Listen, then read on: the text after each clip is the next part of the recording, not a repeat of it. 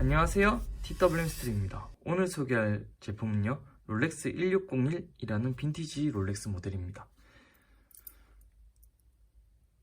몇 번 경험해본 모델이지만 다시금 사고 싶어서 고민하다가 이렇게 샵에서 구입해서 오버홀을 해서 얼마 전에 데려왔습니다. 이 모델에 대해서 간략하게 설명드리면은, 최초의 데이저스트 라인 1601의 기본 모델에서 약간의 변화, 핸즈 부분이 변화가 있었죠. 그 이후에 이제 나온 최초의 그냥 데이저스트 모델이라고 보시면 되는데요. 초기형 데이저스트 모델이기 때문에 기존과는 좀 차이가 있습니다. 후기형이라 말씀드릴 수 있는 16013, 16233, 그리고 16233은 최신형, 그리고 이후에 최근 생산되는 또 다른 모델들과 비교하면은 비슷한 디자인을 가지고 있으면서도 다른 점이 한 가지 보이는데요. 어떤 건지 아실 것 같아요? 한번 살펴보세요. 자문자답하니까 좀 부끄러운데 바로 차이점은 이 다이얼에 있습니다. 160이라면 파이판 다이얼이 가장 매력 포인트라고 할 수 있습니다. 다이얼 끝부분에 단이 져 있어요. 이렇게 각이 져 있는데 이 부분은 1601 모델만 보여주는 특성이에요. 특히 다른 모델도 없고 1803 등 데이데이트 모델도 그랬고요. 정말 특이하죠. 가공성도 어느 정도 힘들 것 같고 느낌도 좀 색다른데 과거에 이런 디자인을 채택했다는 것이 조금 놀랐습니다. 저도 이것 때문에 구입한 게 크거든요. 그리고 현행 모델이나 기존 모델과 다르게 14K 골드로 되어 있어요.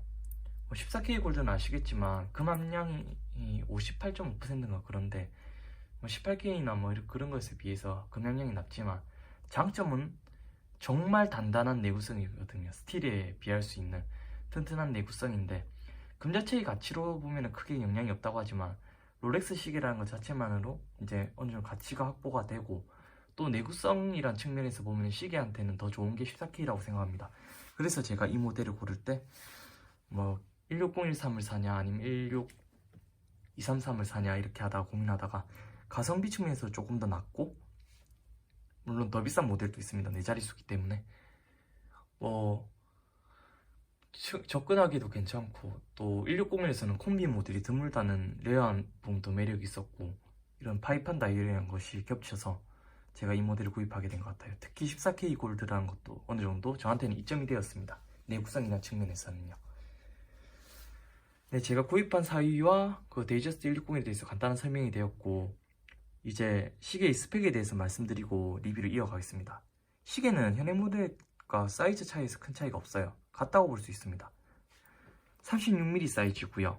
20mm 럭 사이즈를 가지고 있으며 100m 방수를 보여줍니다. 하지만 이 방수 기준은 상태가 완벽할 때의 방수 기준이고 빈티지 시계들은 약간의 편차가 있을 수 있는 점을 미리 아셔야 돼요. 그래서 시계를 구입하시면 점검을 받으시거나 오버홀을 하시고 방수 처리를 하시고 사용하시는 걸 추천드립니다. 여기서 하나 빈티지 롤렉스 구입할 때 팁을 알려드리면은 핸즈의 손상이 너무 많거나 그게 아니면은 다이얼을 봤을 때 다이얼 변색이 너무 심하거나 아니면 재생이 아예 돼버렸는데 무브를 열어본 적이 없다. 그러실 때는 구입을 피하시는 게 좋습니다. 특히 다이얼 주변에 떨어진 거나 이런 것이 보인다면은 좀 더 세심하게 보실 필요가 있어요. 그런 경우에는 보통 무브에 상처도 있거나 아니면은 상처는 어느 정도 있을 수 있습니다. 수십 년 됐기 때문에. 하지만 그 정도가 심하거나 아니면은 옛날에 침수되고 제대로 수리된 적이 없어서 상태가 조금 안 좋거나 그런 경우가 있을 수 있거든요. 그런데 그런 걸 다 떠나서 그런 거는 어느 정도 오버를 통해서 극복이 됩니다.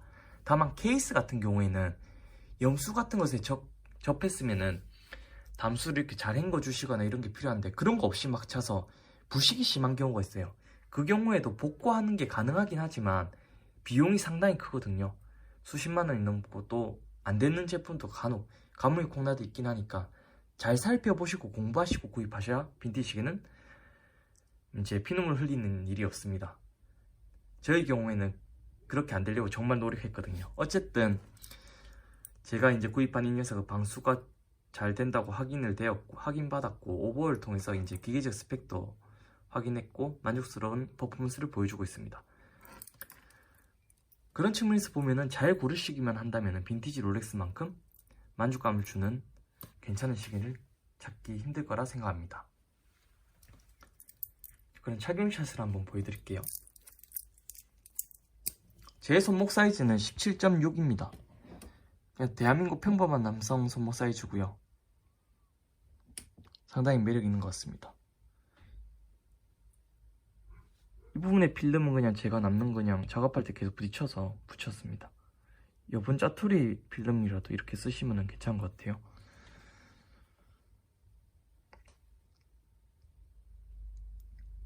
측면 유광, 전면 사선형의 마감 처리.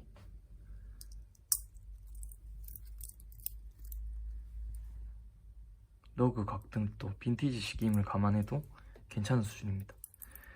이 밴드는 중기형이라고 볼 수도 있는데 이 부분에 대해서 팁을 알려드리면은 톱니 모양처럼 된 것이 있어요.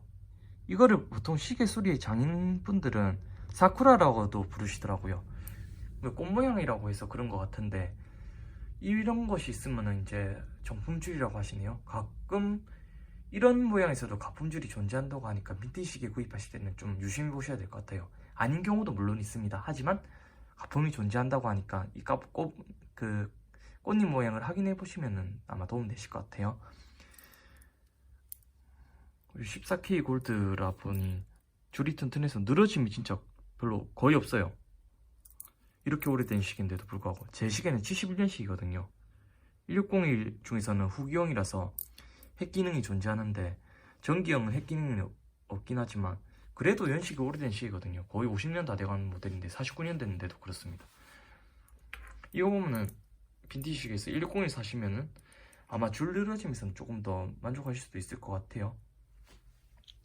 전 개인적으로 스크류 방식보다 이 방식을 더 좋아하긴 합니다. 좀 더 빈티지한 것도 있지만 오히려 더 튼튼한 것 같아요. 분리가 안 돼서. 미세 조정은 힘들지만요.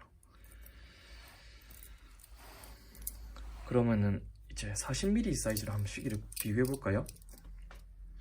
옆면은 데이저스트 36mm고 오른쪽은 롤렉스 익스플로러 2 40mm입니다. 사이즈 차이가 꽤 나는 것 같죠? 한번 익스플로러를 한번 잡아보겠습니다.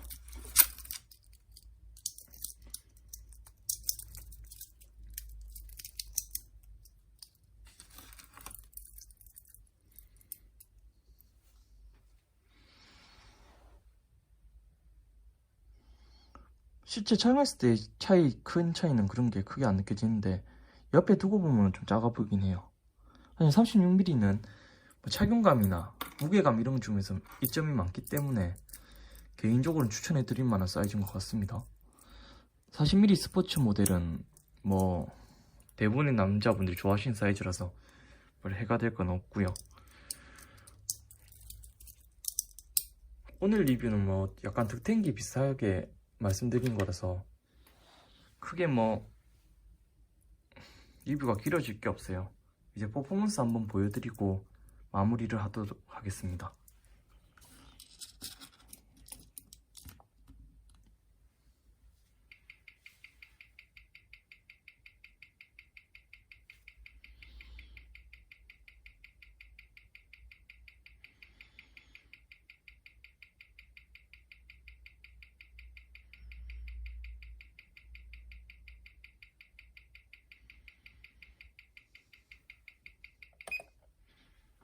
대략 진동각이 270도 이상 나오고 오차는 없습니다. 실제 제가 착용했을 때도 오차가 거의 없고요.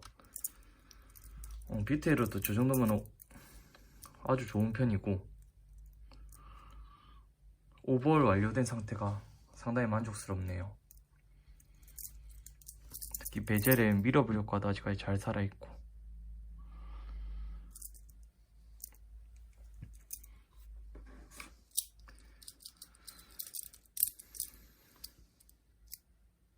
꽤나 오랜만에 이렇게 득템을 해서 리뷰를 쓰게 되었습니다.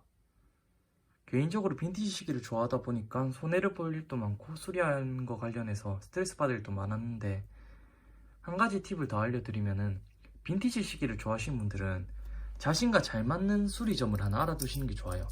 공식 CS도 좋지만 제가 이것저것 이용해본 결과 장단점이 있거든요. 저는 또 성격이 급한 부분도 있어서 정말 필요한 경우가 아니면 공식 같은 데는 잘 이용 안 하는데 왜냐면 거의 똑같은 분들이거든요. 거기 일하시는 분들도 나오셔서 자기 수리 좀 열어 하시고 이런 경우가 있기 때문에 국내 좁은 시계 시장 특성상 자기하고 잘 맞는 수리점을 이제 알아두고, 우리들이 아프면 병원을 가고 정해준 병원을 가듯이 시계들도 딱 맡기는 병원이 있으면은 안심이 되고, 또 기존에 이제 하시는 시계 취미가 좀 더 안정적으로 바뀌어 가거든요. 그리고 빈티지 시계를 구입하실 때 저는 개인 거래에서는 크게 선호하지 않아요. 이런 불안한 것도 있고, 특히 문제가 생겼을 때 진짜 서로 해결하기가 서로 힘들거든요.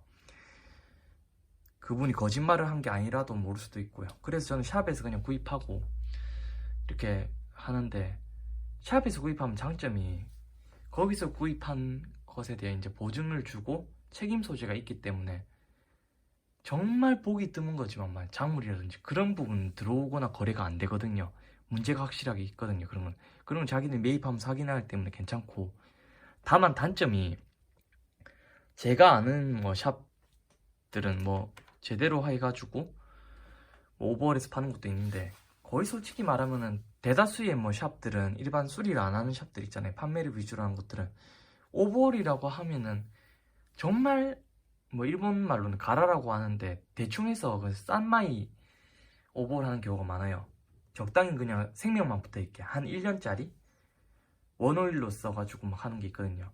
근데 그런 거를 해가지고 오버홀 했다고 일을 하고, 또 고장나서 1, 2년 있다가 하면은 또 그런 오버홀 해주고 이런 식으로 하기 때문에, 개인적으로는 샵 오버홀은 믿지 않고 그냥 시계를 그냥 구입하시고요.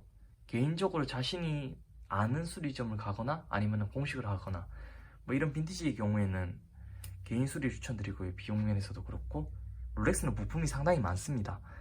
정식 부품들이요. 구입할 수 있는 루트도 많고 이베이도 많기 때문에, 그래서 그런 걱정 안 하시고 그냥 사설에서 이제 관리 받으셔도 될 것 같고요. 뭐 어쨌든 그렇게 하시는 게 이제 시계 구입하실 때 약간의 팁이라고 할 수 있겠습니다. 특히 빈티지 롤렉스를 구입하시는 경우에는요. 네, 오랜만에 리뷰를 하다 보니까 말도 빠르고, 솔직히 제가 말하는 게 정리가 잘 됐는지도 모르겠습니다. 하지만 이렇게 가끔씩이라도 이렇게 찾아와서 영상을 올리는 데도 불구하고 댓글 남겨주시고 이제 좋아요 누르시고 소통해주시고 봐주시니까 감사하게 생각합니다. 그게 제가 이 영상을 운영하는 이유이기도 하네요. 작지만 정말 고마운 분들이 많은 것 같거든요. 이상입니다. 다음에는 더 좋은 제품과 또 그런 리뷰로 인사드리겠습니다. 감사합니다. 이상 TWMC 리뷰였습니다. 고맙습니다.